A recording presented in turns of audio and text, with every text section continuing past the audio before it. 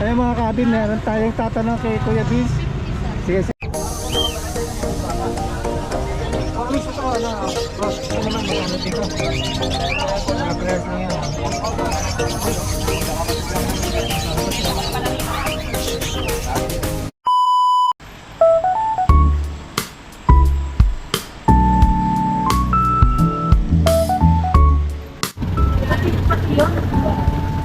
Kaya nakikita niyo may mga nakalatag. Ito ang klase ng paninda. Pwede tayo. Mga jersey oh.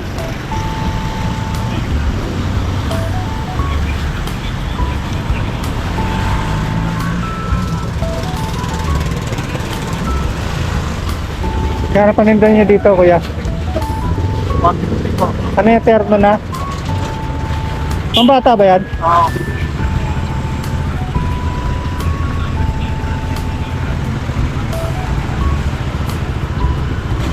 Ito naman mga tsinelas. Ano pare oh. Nike. 15 pesos.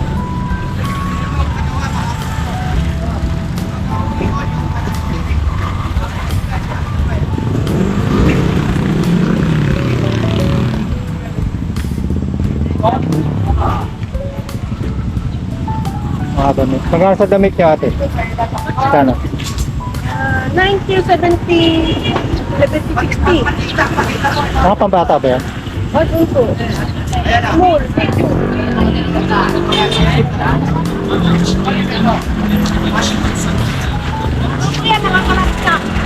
Doon sa ano na yan? Yan. 180. Yung ano? Dry fit ba yan? Opo. Kuya. 100. Opo. Metallic na lang. Meron din. Pakita mo nga. Ate, naka-vlog ako ah. Para makita yun na mo. Okay na? Paninda mo. Ayan o. Kakabit doon sa may gilid. Dito siya. Pwede dito, pwede rin dito. Subay ba yan?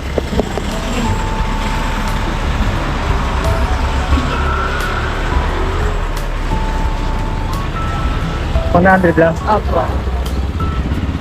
Ibang klase pa. May mga Isa na lang po eh. na nag-iisa na lang. Ako nga na rin po kanina.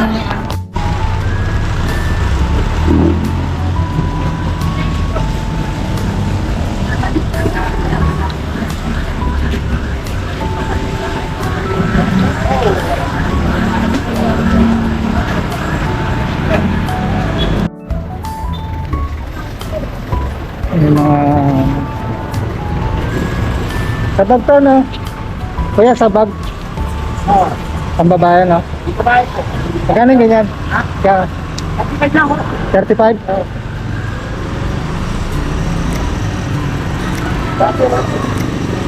Nag-stop to ito.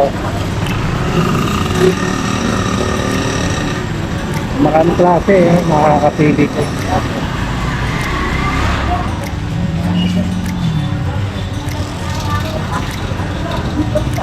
May bag pa.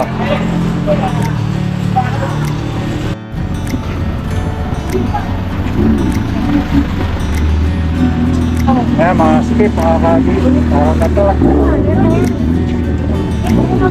Daming paninda. Kasi ako, binabatihan ko sa Kung sakaling magawi kayo dito sa Uganda, medyo meron na po kayong idea kung ano mga mabibili rin.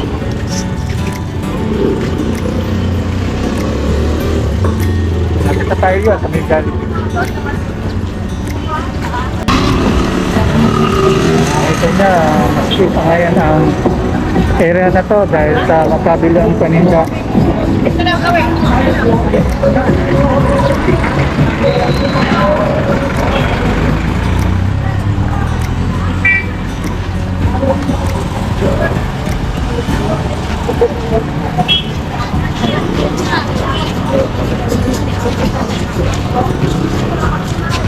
Mga ulam. Ay, sa inyo na ay. Kaya sa inyo. Ito yun. Lante.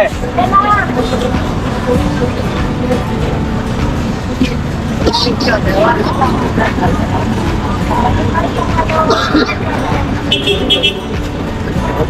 na eh. Isa nga dito.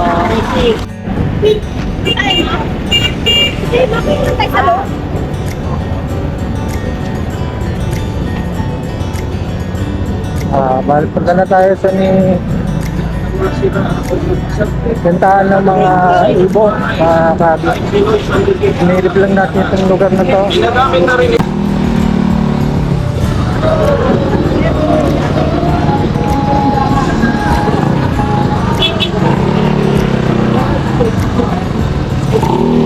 Ito mga kabi, meron tayong mga nakikita mga paninda nila Ma'am Lisa. Pag tulis nandito sila sa pwesto na to. Dito sa may malapit sa center. Pinigilid ng center ng Pag-asa. Tapos meron kayo makikita rito mga accessory ng mga aquarium yan. Ayan.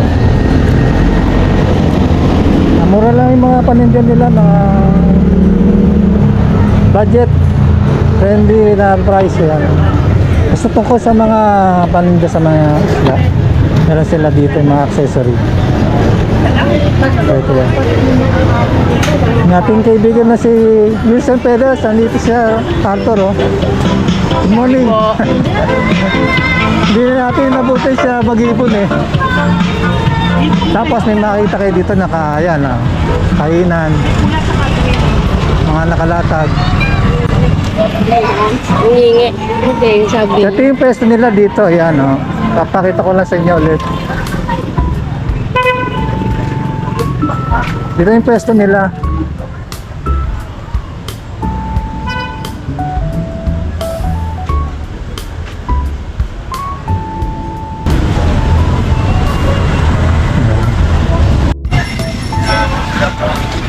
Ayan, good morning ulit, Ma'am Lisa. Ayan, mga paninda ngayon ni Ma'am Lisa. Ano tawag dito? Mauli.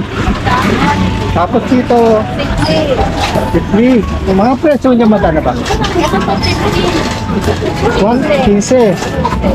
Ito po 25. 25. Ano tawag dito sa puti? PKP. PKP. Kasi hindi natin kapisabi mga tawag na yan. Kayo lang nakakaalam eh. Marami na rin sir yung mga matulong na nag-isda. Oo. Walang na. Sabagay mga nag-aquarium, alam nila na. Tapos yung mga kulay blue, oh, yan. Ito, mga ano yan. Ito yung mga tawag yan sa mga yan. Beta po. Beta naman. So mga dito sa beta, magkano presyo mo? 120. 120 naman to. Medyo pala ano to, no? Beta. Beta. Gabang klaseng kulay, oh. Kita ba ba? Oh. Tapos meron tayong mga tawag dito? Gold piece, ayan, oh. Sa gold piece mo ka na? Ah, ano po, 50. 50. Tapos, anong tawag dyan? Peters po. Feeders. So, magkano? 10 lang yan. 10. Tapos dito, American po, 120. hammerhead, 120. Tapos may kuy sila, oh. Koy. Oy, Butterfly. Magkano dyan? 75. 55. Yan, sa ilalim pwede, ano? Hindi po yung malalaki 70. Okay na. 70, mga ordinary na koy yan. Para mainit siya, akin balot na. Okay, ito yung mga colorful na isda, oh. Lotetra. Blue tetra. Ito sir. Magkano dyan ulit? Kamisa? Dito magkano ulit? 25 po. So yun, makakita naman kayo ng mga accessory nila, ma'am. Andiyan, papakita natin. Yan, kompleto sila dito. Budget friendly naman yung mga price nila. Ayan. Mga net lang. Mga lilit po na. So tanongin natin yung number nila, kuya. Kuya, Ma'am Lisa, ano ang niya? Number Oo. 0948-133-0197. Kuya Beans. Kay Kuya Beans. Kay Kuya Ate Beans. Christy. Kay Ate Christy.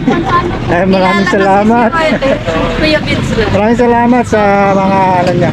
nakita yung paninda sa mga viewers natin. Sadya lang kayo dito sa may banda tuwing Merkules. Dito sila. Thank you, thank you. Ayun mga kabin, meron tayong tatanong kay Kuya Biz. Sige, sige, Kuya Biz. Eto sir, yung gusto pong magbebeta, mag-breed para malaman yung babae or lalaki, madali lang po. Ang lalaki, ito po ha. Ang babae, ito. Ang babae para masiguro nyo, para makita nyo, may puti po siya dun. Tuldok sa baba, pinakapusod. Ah, Yun po talaga? yung sign ng babae. Yan po, kung nagdududa kayo na nahirapan kayo ano tawag dito? Kumilatis. Kumilatis ng babae o lalaki. Yan. Yun Nakikinig po. lang tayo, Kuya Biz. No? Makikita niyo yan. Ito naman yung lalaki, sir. Mahaba yung pin, ha? Yan, mahaba yung pin. Oo. Yan. Meron din pala ibang kulay na puti. Meron din po. So ayan, madaling makilala niyo pala yung babae sa lalaki, ano? Oh. Tapos ano pa ang mga katangian para makilala niya? Yun din po, yung pin po, maigsi lang po sa babae.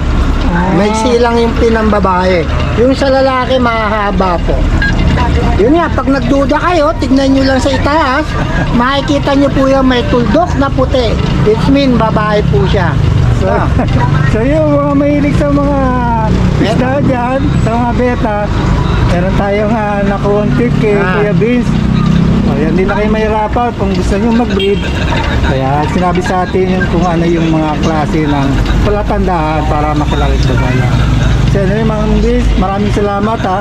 Okay. Pinagay yun ng idea yung mga customer niya dito sa yun yung mga paninda. Good morning ulit, Kuya Biz. So, yan, maraming salamat ulit. Yung part kasi naman, Ah, 100. Wala na po 150 sir. 180 sa first ko na 90 na. Bakit eh? Sabi niya ay balik ko ng 150. Ayan, nakikita niya wala na.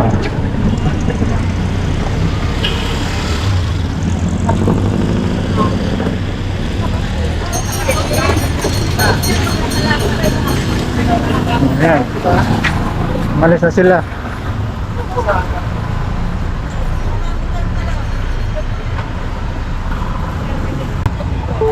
Tatagan dito ng mga ibot tuwing Merkules.